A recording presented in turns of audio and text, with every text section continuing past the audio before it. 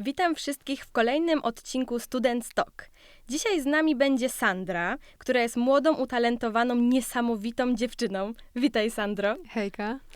No to może bez zbędnego przedłużania zaczniemy, bo myślę, że ma dużo do powiedzenia, wręcz na pewno jestem tego przekonana i też chcielibyśmy Ciebie bliżej poznać. Więc może na początek powiedz nam, jak zaczęła się Twoja przygoda związana z tańcem, bo wiem, że tańczysz, więc jestem ciekawa. Tak naprawdę ja od samego dzieciństwa byłam bardzo ruchliwym dzieckiem i gdzieś tam muzyka odgrywała bardzo dużą rolę w moim życiu. Tak samo w domu. Rodzice bardzo stawiali na to, żeby były dobre odtwarzacze w domu, dużo płyt, dużo muzyki.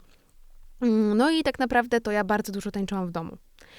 Przed telefonem, przed telewizorem. Wychowała mnie w ogóle Viva. Ja jako dziecko nie oglądałam bajek, a teledyski. Naoglądałam się pełno tancerek i tancerzy. I gdzieś tam oni byli moją ogromną inspiracją. No i tam bodajże w wieku 13 lat już tak bardzo prosiłam rodziców o to, żeby mnie zapisali gdzieś na zajęcia i zgodzili się.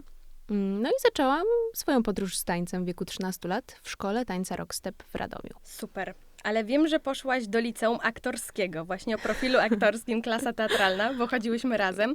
No i właśnie, dlaczego nie poszłaś do jakiegoś liceum bardziej takiego o profilu jakimś tanecznym, czy związanym z muzyką, tylko właśnie postawiłaś na to aktorstwo? Wiesz co, gdzieś tam aktorstwo też odgrywało dużą rolę, bo moja siostra jakby była zawsze moją największą inspiracją. I ona, jak ja szłam do liceum, to studiowała w Łódzkiej Szkole Filmowej aktorstwo. No i też było liceum aktorskie w Łodzi, a my też od dziecka razem chodziłyśmy na te wszystkie konkursy recytatorskie i gdzieś tam odgrywałyśmy rolę w domu, nagrywałyśmy jakieś śmieszne reklamy ze sobą, albo nawet w szkole te teatrzyki przeróżne. No to gdzieś tam bardzo lubiłyśmy odgrywać tam również rolę. No i stwierdziłam, że w sumie to jest fajna zabawa, dobrze się tam czuję w takiej akcji i że po prostu zacznę być aktorką. Tak, więc poszłam do liceum, myślałam, że może dalej pociągnę to aktorstwo, no ale wybuchł koronawirus, dobrze o tym wiemy i musiałam wrócić z powrotem do domu, no bo bez sensu było, bo mieszkam w Radomiu, a poszłam do liceum do Łodzi, więc trochę daleko miałam i wróciłam do domu przez koronawirusa i później już nie wróciłam dalej do szkoły aktorskiej. Żałujesz? Z biegiem czasu myślę, że nie. Myślę, że nie, dlatego że trochę więcej zaczęłam robić w domu, właśnie, blisko. I gdzieś tam moje życie ułożyło się w zupełnie inną stronę, bo pewnie zaraz będzie jakieś takie pytanie. Ale przez to, że wróciłam do domu, to zaczęłam robić tam zdjęcia. Sobie, bo był COVID.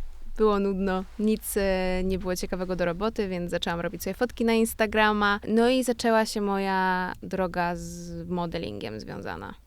No właśnie, z modelingiem. I teraz chciałabym wszystkim powiedzieć, bo tego nie widzicie, drodzy słuchacze, ale Sandra jest bardzo niską osobą.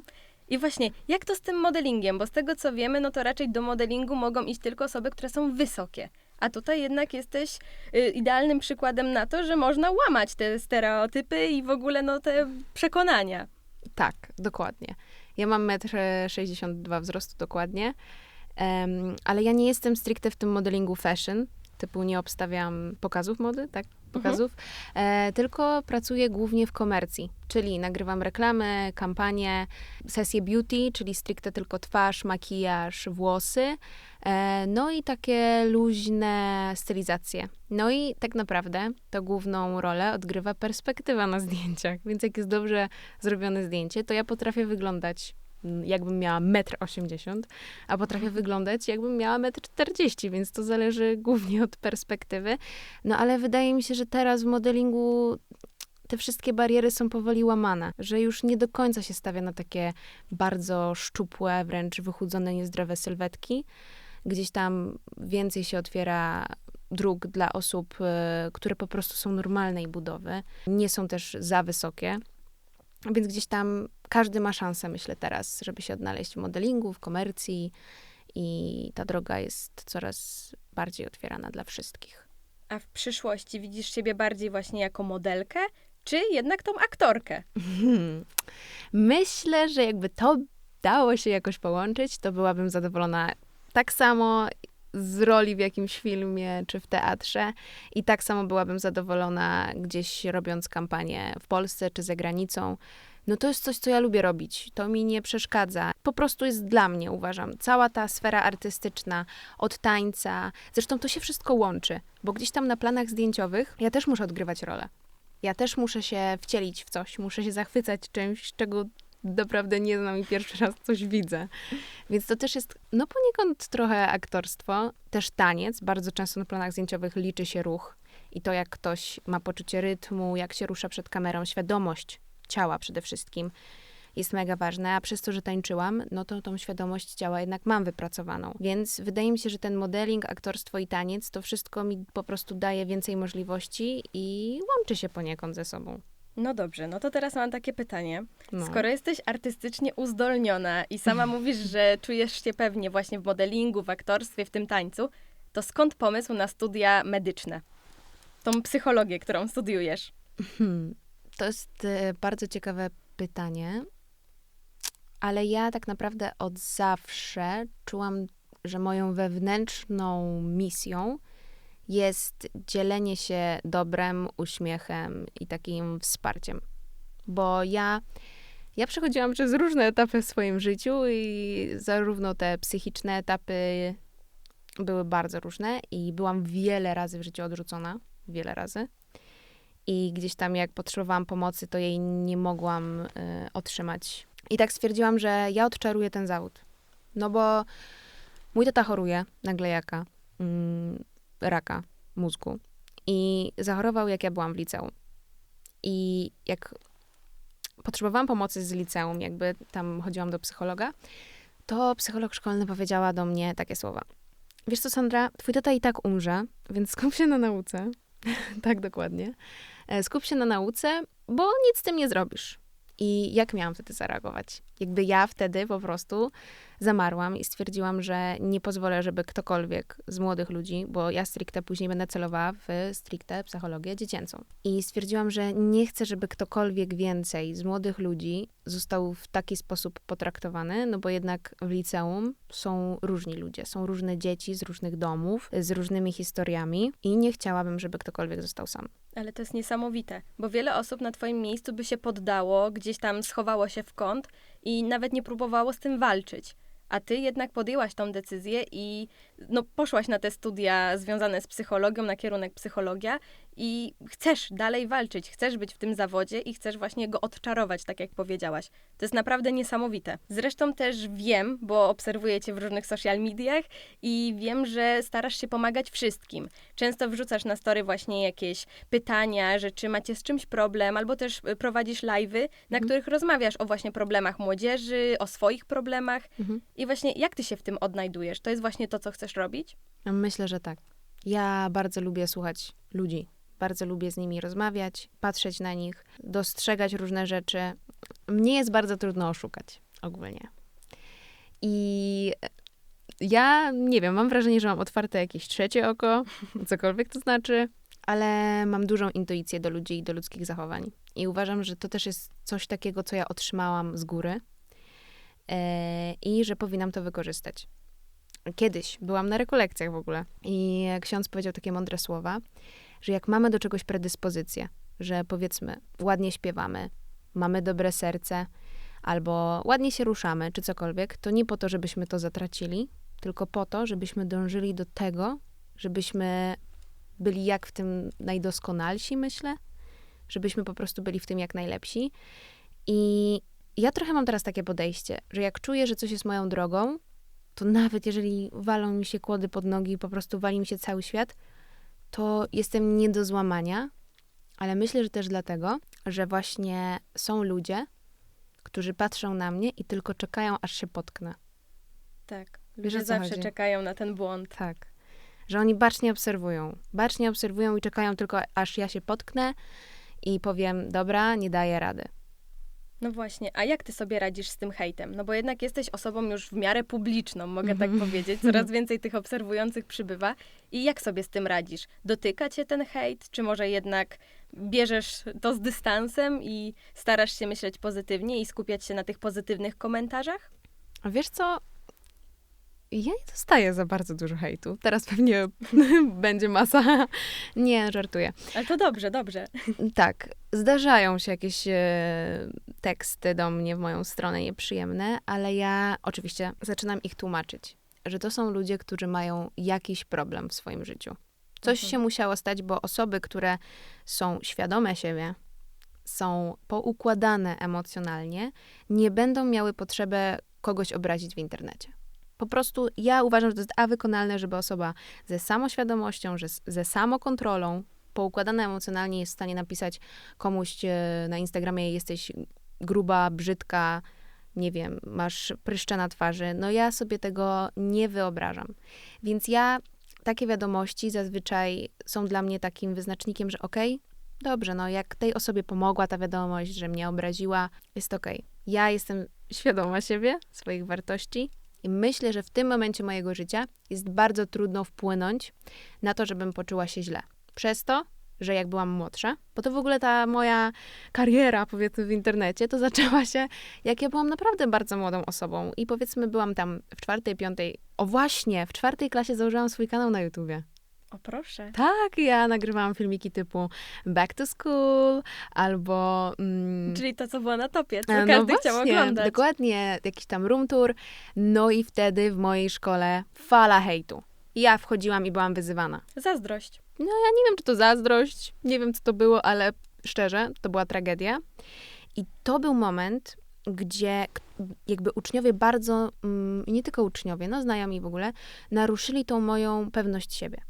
I ja oczywiście tą pewność siebie na długo straciłam, bo nawet w liceum, w 1. klasie, nie wiem, czy ty możesz pamiętać, ale ja byłam taka płaczliwa. Tak. Że ja po prostu w tej szkole płakałam, nie wiem, nie do końca panowałam nad swoją emocjonalnością. I ja wtedy miałam masę kompleksów, nie byłam pewna siebie w ogóle. I dopiero teraz zaczęłam pracować nad tą pewnością siebie. Znaczy, byłaś wrażliwa, ale ja na przykład uważam, że to też jest dobre. Dlatego, że nie chowałaś się ze swoimi emocjami, nie miałaś problemów później, że gdzieś chowałaś się właśnie po kątach i płakałaś sama do siebie, tylko dzieliłaś się swoimi emocjami z innymi. Tak. Więc też było to bardzo dobre. Dla ciebie przede wszystkim. A inni, no to jeśli ktoś, nie wiem, uważał, że o Boże, co za beksa, no to tacy ludzie też istnieją, tak? Wiemy o tym. No ale to był ich tak naprawdę problem, nie twój. Bo tobie było łatwiej, jak wyrzuciłaś te emocje. No tak, zdecydowanie. Dlatego też staram się na swoich social mediach prosić ludzi o to, że emocje nie są niczym złym. Że jeżeli jest zły dzień, to nie ukrywaj tego przed ludźmi, że jest dzisiaj zły dzień, wszystko mi się wali, tylko po prostu idź, porozmawiaj z kimś, powiedz, że jest źle, że potrzebuje wsparcia, popłacz się. Płacz jest bardzo wyzwalający.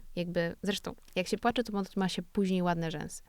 To też jest ważna kwestia. Warto, żeby rozmawiać o tych emocjach, bo później one się kumulują i będzie coraz ciężej. A jak znaleźć taką właśnie osobę, przy której czujemy się komfortowo, z którą możemy o wszystkim porozmawiać? Bo wiadomo, że są ludzie, przy których otworzymy się, powiemy swoją historię, a oni jednym uchem wpuszczą, drugim wypuszczą i będą udawać, że chcą nam pomóc, a jednak na przykład wykorzystają to przeciwko nam. Więc czy masz jakąś radę, jak taką osobę znaleźć, jak dowiedzieć się, że to jest właśnie ta osoba, przy której czujemy się komfortowo?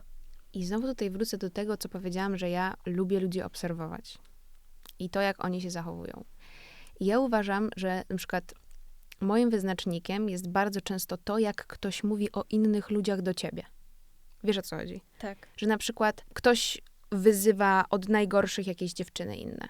To dla mnie się czerwona lampka zapala od razu i wiesz, ty nie masz pewności, czy ta osoba nie wyjdzie z pomieszczenia, gdzie jesteś ty, nie pójdzie do innych dziewczyn i nie będzie mówić tak na ciebie. Więc tak samo jak ktoś mówi o swoich rodzicach. Dla mnie to jest podstawa. Jeżeli ktoś nie ma szacunku do swoich rodziców własnych, to dlaczego on będzie miał szacunek do ciebie albo nawet do samego siebie? No tak. Więc ja bardzo często na to patrzę i tak samo patrzę na to. Tak naprawdę to jest ważne, bo to jest dotrzymywanie tajemnicy. Ale ja bardzo często spotykam się z tym, że ludzie mi mówią o tajemnicach innych ludzi i mówią tak: jak coś, to ja ci tego nie powiedziałam. Albo nie mów nikomu. Tak, albo nie mów nikomu. Tylko nie mów, ja ci to powiem, ale tylko nie mów nikomu. I teraz masz tak. Okej, a co jeżeli ja powiem swoją tajemnicę tej osobie i ta osoba pójdzie do innej osoby i też powie: ja ci to powiem, ale tylko nie mów nikomu. Więc wydaje mi się, że tu kluczowa jest obserwacja.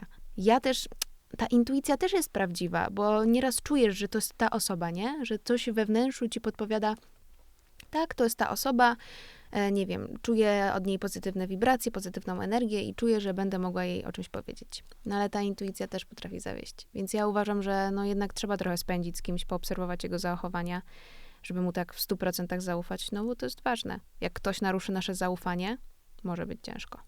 Tak, ciężko jest to potem odbudować. Mhm. Ale jakie masz rady dla osób, które często się poddają? Bo sama mówiłaś, że miałaś takie momenty, w których chciałaś się poddać, Tak. ale i tak tego nie zrobiłaś.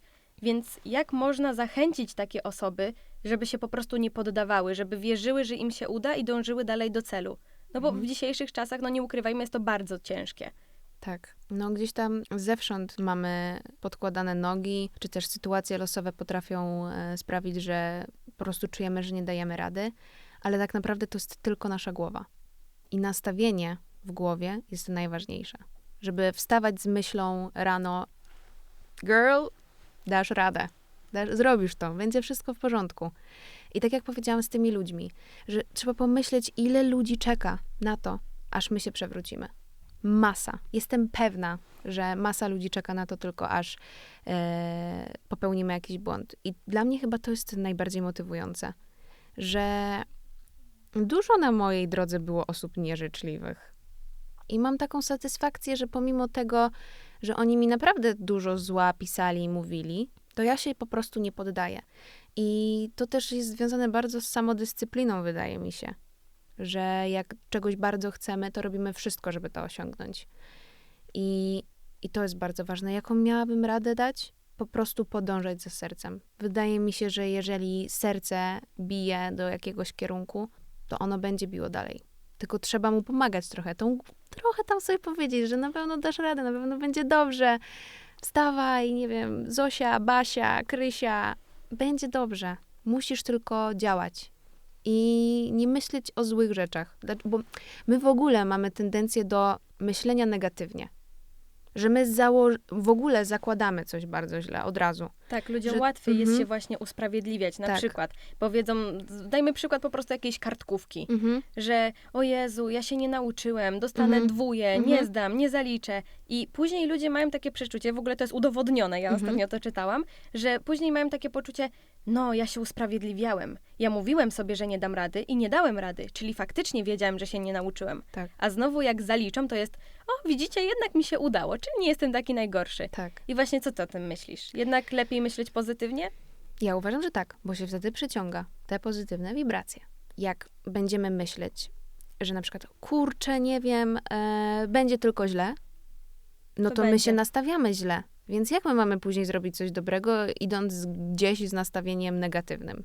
My musimy iść po prostu z pozytywnym nastawieniem. Chciałam powiedzieć brzydko, ale musimy iść po prostu z uśmiechem na twarzy. Dla mnie w ogóle to, że ludzie powinni się więcej uśmiechać. Ja w ogóle w Warszawie byłam ostatnio zatrzymana przez sądę uliczną i oni w ogóle pytają mnie, co bym zmieniła w placu bankowym w Warszawie. A ja tak stoję, mówię, nic. Chciałabym, żeby po prostu ludzie, którzy mnie otaczają, się więcej uśmiechali. Bo to jest największa ozdoba nas i wszystkiego wokół. Jak się ludzie uśmiechają. No nie jest ci mile, jak ktoś idzie naprzeciwko ciebie i uśmiechnie się do ciebie? Jest miło. Zresztą z kurczę. uśmiechem nam do twarzy. No dokładnie. I to jest w ogóle pierwszy kosmetyk. I mężczyzny, i kobiety. To jest uśmiech. Więc no, dla mnie najważniejsze jest pozytywne nastawienie, otwarta głowa, dobre serduszko i to procentuje. To procentuje. Ja ręczę za wszystko, że jeżeli się jest dobrym człowiekiem, myśli się sercem, podąża się za sercem i idzie z otwartą głową, to się przyciąga te najlepsze pozytywne rzeczy. A czy jesteś zwolenniczką teorii, że jeśli nie wpuszczają nas drzwiami, to pchać się oknem? Tak. Tak, ja uważam, że tak. Tak? Ale Tak. dlaczego? No bo dlaczego nam zamykają? Ktokolwiek nam zamyka te okna. Drzwi. Drzwi. Tak, jeśli zamyka nam drzwi, no to ludzie właśnie się poddają. No to jakie prawo? I nie chcą wejść tak, tym oknem. Dokładnie. A jednak mówisz, że powinniśmy wejść tym oknem, tak? Tak. Uważam, że nikt nie ma prawa zamykać przed nami drzwi. Super. Nikt absolutnie. ja mam tylko prawo zamknąć te drzwi i to, żeby zanim je zamknę, to się muszę jeszcze zastanowić 3000 razy, czy na pewno zamykam te drzwi. Nikt nie ma prawa w naszym życiu zamykać nam jakichkolwiek drzwi. Czy to rodzice, czy nauczyciele, czy znajomi. No o ile, nie wiem, chcemy się wpakować w jakieś problemy, no to wiadomo, ale mówię o takich ścieżkach życiowych. No bo bardzo często zresztą rodzice narzucają ścieżkę życiową swojemu dziecku, nie? Albo nie są zadowoleni z wybranego kierunku studiów, czy cokolwiek innego. Nie, jakby ja uważam, że okej, rodzice nas utrzymują, ale nie mają prawa, moim zdaniem, ingerować w naszą przyszłość. Tak, ja na przykład jestem bardzo wdzięczna, dlatego że moi rodzice spełniali, może to źle zabrzmi, bo nie chcę tego tak powiedzieć, ale że spełniali każdą moją zachciankę. Okej. Tylko to było na takiej zasadzie, że jeśli ja chciałam zapisać się na tańce, proszę bardzo, idź na tańce. Chciałam się zapisać na aktorstwo, proszę bardzo, idź na aktorstwo. Chciałam zapisać się na śpiew, idź na śpiew. I tak było ze wszystkim. Z karate, z judo, no po prostu ze wszystkim. Ja chciałam spróbować wszystkiego i moi rodzice nawet do tego mnie zachęcali. I też, ja na przykład poszłam na zajęcia taneczne i nienawidziłam nigdy powtarzać po kimś ruchów. No po prostu to było dla mnie najgorsze, jak ja niczego nie mogłam załapać, bo ja tak, no nie jestem uzdolniona tanecznie, już to od razu mogę powiedzieć, więc mi zapamiętać jakąś sekwencję tych ruchów było bardzo ciężko, no a trzeba było to zrobić szybko. No tak. No i ja wolałam tańczyć sobie gdzieś tam z boku i pamiętam, Agatka, lat 7, proszę bardzo, stoi rura, ja sobie tańczyłam na rurze obok, wszyscy tańczyli jakąś sekwencję, a potem chodziłam i zbierałam paproszki i takie kubki robiłam na podłodze. Okej. I robiłam to samo na dniach otwartych, jak moi rodzice przyszli. No i jak to zobaczyli, no to oczywiście, że mnie wypisali, no bo tak. to była strata pieniędzy. No ale odnalazłam się później w aktorstwie. Więc akurat moi rodzice właśnie nie zamykali przede mną tych drzwi, tylko wręcz dążyli do tego, żebym się rozwijała, żebym miała możliwość spróbować wszystkiego. I wydaje mi się, że to jest dobre, No to że jest rodzice super. właśnie powinni dać taką szansę swoim dzieciom. No, ja też mam to szczęście, że moi rodzice akurat wspierali mnie od zawsze i na zawsze. Że dosłownie moja mama ani nie ingerowała w mój wygląd, bo ja zawsze trochę inaczej kombinowałam, miałam wszystkie kolory tęczy na głowie i jakby ona zawsze była jak, okej, wyrażasz siebie, nie mogę ci tego zabronić. Znaczy, teoretycznie mogła, ale ona chciała, żebym była jak najbardziej sobą. Tak samo kolczyk. Mam w nosie kolczyk septum. I to moja mama mnie zawiozła na ten kolczyk, to był prezent od niej na Dzień Dziecka. Ja miałam wtedy jakieś 14 lat, może 13 nawet. No, nie no, 14, powiedzmy. 14 miałam. Ale ty tak byłaś mała, jak na taki kolczyk. No, dokładnie. Na całe życie w sumie. Tak samo tatuaże, wszystkie, które mam, to też robiłam przed 18 niektóre. O, proszę. Także moja mama akurat, tak samo tata, oni zawsze byli zadowoleni. Oni bardzo, nawet byłam ich, powiedziałabym, taką dumą razem z moją siostrą, że my jesteśmy w takiej roli artystycznej trochę w domu. No bo to nas tylko dwie tak odkleiło. Reszta ludzi u nas w rodzinie jest mega poważna. A my obie jesteśmy totalnie odklejone od rzeczywistości. Ale to jest fajne, bo Tak. jesteśmy inne. A ja na przykład rzeczy inne uważam za bardzo atrakcyjne. Bardzo.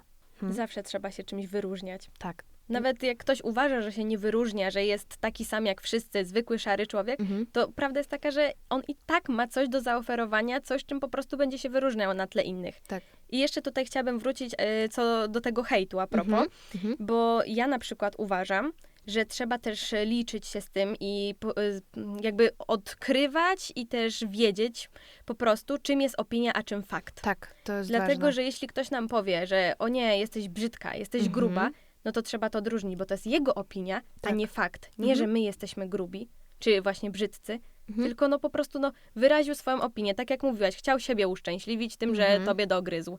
I właśnie wydaje mi się, że to jest bardzo ważne w życiu. Są różne w ogóle reakcje obronne Tak. w życiu człowieka. I jedną z tych reakcji obronnych jest właśnie wytykanie ludziom swoich własnych błędów. Wiesz, o co chodzi? Czyli Wiem. powiedzmy, ktoś ma kompleks grubszych ramion, powiedzmy, to on wypiera tą wiadomość u siebie, ale zauważa ją u innych osób. Więc ta osoba po prostu napisze tobie, że ty masz grube ramiona.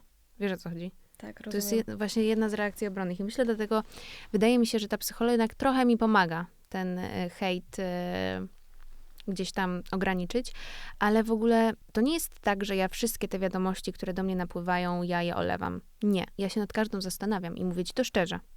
Nad każdą się zastanawiam. Ale no to już końcowo zależy głównie ode mnie, czy ja coś wezmę do siebie głębiej, czy przemyślę, okej, to nie jest prawda. Ale jakbyś miała teraz podsumować, no bo jest ten taniec, jest modeling, jest psychologia i aktorstwo. I jak widzisz siebie za 10 lat?